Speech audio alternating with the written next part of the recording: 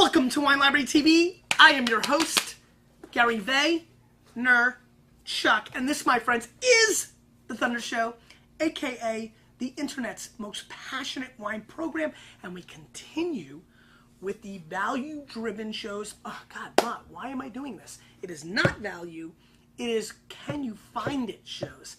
These are 3 wines from Australia that we feel that you can easily find: a Lindemans Cabernet, a Jacob's Creek Merlot, which we will start with, and I don't know if you ever heard of this, Yellowtail Shiraz.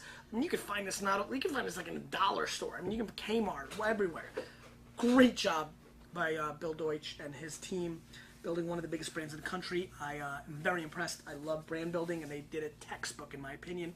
3 wines, big ass glass for the inexpensive wines. You don't see that every day. Will it? No? Yeah, thanks, Mott. It was close. 1 screw top, 2 others. Here's what I like about it. I feel like I won the slot machine. If you notice, Mott, 7, 7, 7. So a little $7 across the board. That's a little fun for me. You don't see that every day. Big jackpot for us, Mott, on this. Let's get right into it. Jacob's Creek 2009 Merlot. $7. I almost said 9. Amazing. After that whole spiel, $7. Widely available across the country. And what's Everett? Big shave job. Looks good. Let's get into a little bit of a sniffy sniff. And right off the bat, I'm getting a little bit of a fake fruit flavor. This kind of smells like a Jolly Rancher. A little bit of pepper, which is interesting. And a little hint of like blueberry pie, like a Hostess blueberry pie. You know, you open the middle and you smell it. A little bit of that going up in here. Let's give it a whirl.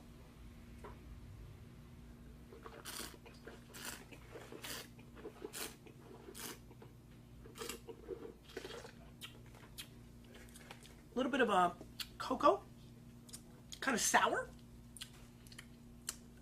thins out on the finish. A little fake fruity, thins out in the finish. Not really feeling the Jacob's Creek Merlot.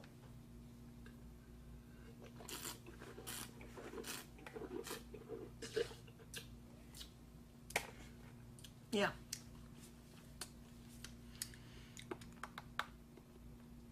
Yeah. I'm going to score this wine a 74. Nick Mangold, one of my favorite Jets, would appreciate that number, but other than that, this wine is not impressing me. This is an average wine at best. A little below average, a little fake fruit, kind of like, just kind of the difference between, you know, I don't know, like Polaner raspberry jam and eating raspberries. You know what I mean? You could just taste it. That's what's going on here. A little too processed for me. Kind of like the difference between when you grill a burger on your grill, Mott, and when you buy one at McDonald's. Just a different, you know, it's the same thing. It's a burger, but let's be honest. We all know it tastes different. That's what I get on that last wine. A little of that fake fruit, not exciting me, just not doing it for me. Lindemans, Bin 45, 2009 Cabernet, $7. And let's see what happens here. Again, the focus of this week's shows is to find wines that you guys can all go out and try. Pair up your palate versus mine, readily available in different markets. Let's give it a sniffy sniff. You know, a little bit more interesting, a little less fruity. Get a little hint of like sawdust, which is kind of interesting, kind of oaky that way. Blackberries, which, by the way, I've been eating a lot of blackberries this summer. Are they like widely available or something? Maybe they're in season now? I'm sure they're in season. What kind of fruit do you? What is your favorite fruit, Mom? I'm a big melon fan. Melon. Cantaloupe. Watermelon. Honeydew. Watermelon. Honeydew. What's your favorite of the 3? Desert Island. Desert Island fruit. Honeydew, watermelon, cantaloupe. Watermelon. Watermelon. It is good. I like watermelon. Question of the day. In the middle. What is your desert island fruit? I expect lots of answers here. Lurkers. Give you a little of that papaya. All right. Let's give it a little snippy sniff one more time. Yeah, that's the gist. You know, I do get a little chocolate shavings. Pretty good. Lindemans Cab starting off okay-ish.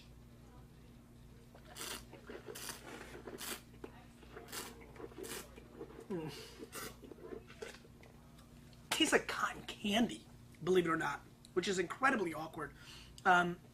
Cherries. cotton candy, very creamy, like fake vanilla extract was imposed. K Murph, going, I'm so sorry. Still going well? Yeah. Yeah, is it? Yep. Crushing along? Yeah, sure is. Awesome. Better than last week when I didn't do the show at all. Right, Matt? I mean, let's be honest. Vanilla extract, little fake. A little bit better than last wine. I'm going to go 82 points on this. I like that. 82 is a great year. Jets had a good playoff run. 82 points. Not bad. I do think the Parallel 45 that we did earlier this week is a better wine than these two at the same price point range. But not awful. Serviceable. A lot of $15 Napa Valley cabs, $15 Sonoma cabs. Tastes just like that. And finally, and this is going to be interesting, I think we once did this. I think this wine last made an appearance on episode 4. Number 4? I think so. I could be wrong. Yellowtail 2009 Shiraz, $7. Bones, as I like to say. Let's give it a little pour. This is as popular of a wine as you get out there in the marketplace. Let's give it a sniffy sniff. Very candy nose, raspberry tart. Got a good nose. I mean, gotta give it up to these people.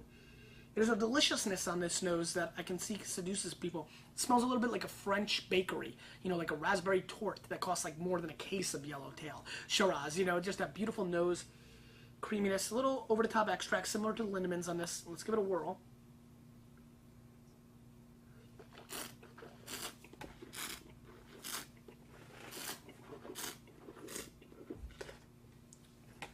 Mocha coffee. Wow. Come on, taste this. This literally tastes like Starbucks. I think Yellowtail figured it out. They're like, let's make a literally this feels like a special drink at Starbucks to me. It's very coffee, mocha, cocoa-esque, red fruit. Raspberries are kind of zinging along on my palate, dancing around like they're Justin Timberlake. What's the finish? It's kind of an awkward finish. It's kind of, do you taste the chocolatey, coffee, taffy, caramelly kind of thing going on? You could. Yeah. I mean, I can get you there. Yeah.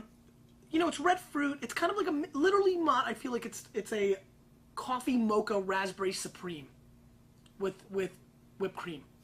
That's what it tastes like. I mean, literally you can buy a $7 bottle of wine or buy a $6 Frappuccino at Starbucks, and you're getting like the same flavors. And the funny part is, it's not appalling. Did you hate it? No. Did you love it? No. Did you think it was interesting? Yeah. Yeah. I mean, I'm less interested by it. But, I'm joking. Yeah, I mean, it's better than Lindemans. It is. It is better than the Lindemans because it's got more flavor profile coming at the front. None of the three of these wines, none of the three are rocket scientists. Nobody's confused that any of these are Albert Einstein. Einstein. This is not like, this is the difference between like, a Harvard gal and a Florida State chick. These are simplistic monsters that can still excite you. I'm gonna go 85 points on this because that's what it is. I really didn't want you to get that, but I'm giving it to you. 85 points. We really should put a jersey up here. You know what, Mom? I'm gonna do something. We're gonna spice it up because we're on a roll on the show. I'm gonna move the board behind me slightly, I think, and I think I'm gonna put up another jersey. Who's my 86? My favorite 86 of all time is Chris Baker. My favorite 87 is probably Lavernius Coles. 88, Altoon. I'm going to get an Altoon signed jersey. Oh, no, we should go 90 or 91, right? I do love Sean Ellis. 92. I might go with a 92 Sean Ellis jersey. Because that's a rare number, Chip. Yeah, I don't go 92 that often. I don't go 85 that often. No. Good. We did our question today. We're having a good time. How ridiculous was that show when I saw Jeff? That was got out of control. You, with a little bit of me, we're changing the wine.